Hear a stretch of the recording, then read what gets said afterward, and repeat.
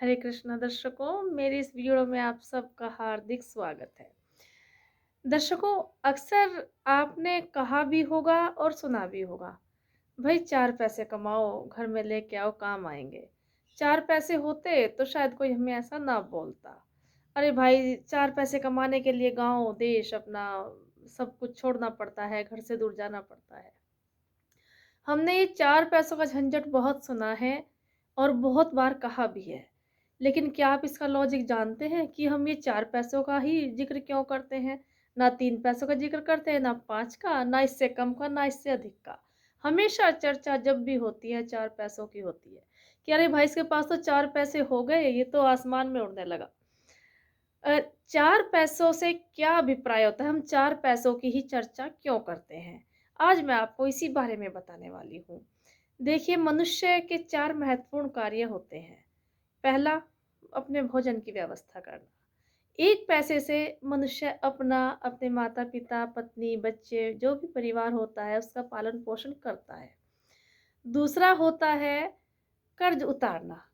देखिए, हम इस दुनिया में आते हैं और हमारी परवरिश करने वाले जो हमारे माता-पिता होते हैं, हम कहीं न कहीं पितृ ऋण से उनके पितृ ऋण के अधिकारी हो जाते हैं।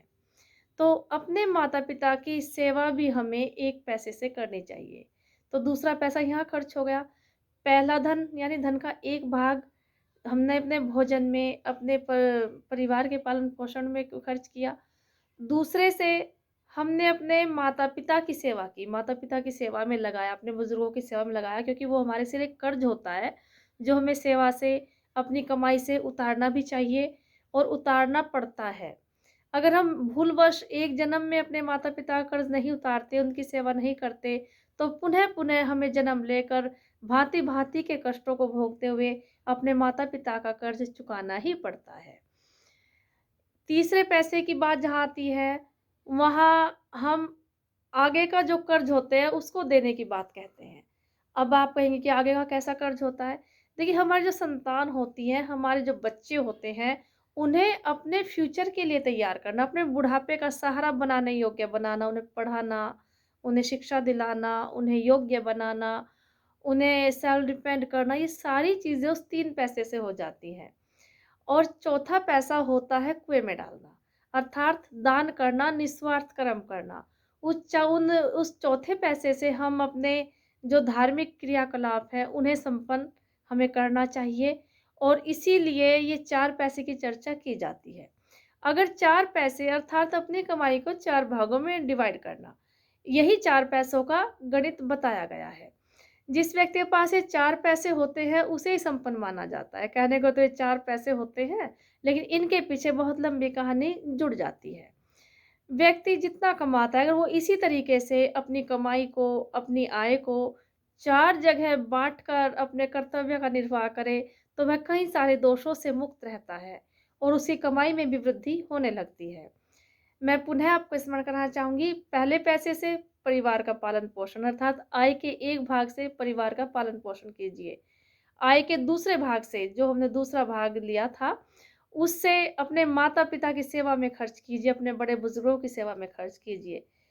तीसरे धन तीसरा जो हिस्सा है हमारे धन का, उसे अपने बच्चों में लगाइए। अपने बच्चों को शिक्षा-दीक्षा दिलाइए, उनके संस्कारवान बनाइए, उनकी शिक्षा में लगाइए ताकि आगे जाकर वो आपके बुढ़ापे का सहारा बन सकें और वर्तमान में उनकी नींव मज़बूत हो सके। और चौथे पैसे को दान कीजिए, क्योंकि दान से धन बढ़ता है, यश भी बढ़ता है और आपके सबसे बड़ी बात ये है कि पैसा घट सकता है, लेकिन आपकी जो संपदा है उसमें सदैव वृद्धि ही होती है।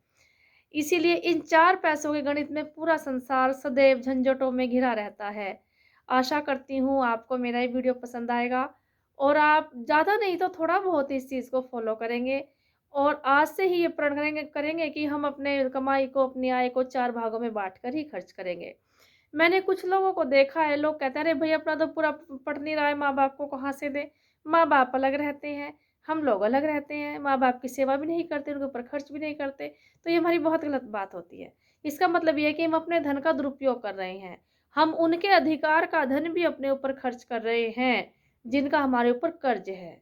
याद रखिए, माता-पिता ऐसे भगवान होते हैं जिन्हें हम प्रत्यक्ष अनुभव करते हैं, प्रत्यक्ष देखते हैं।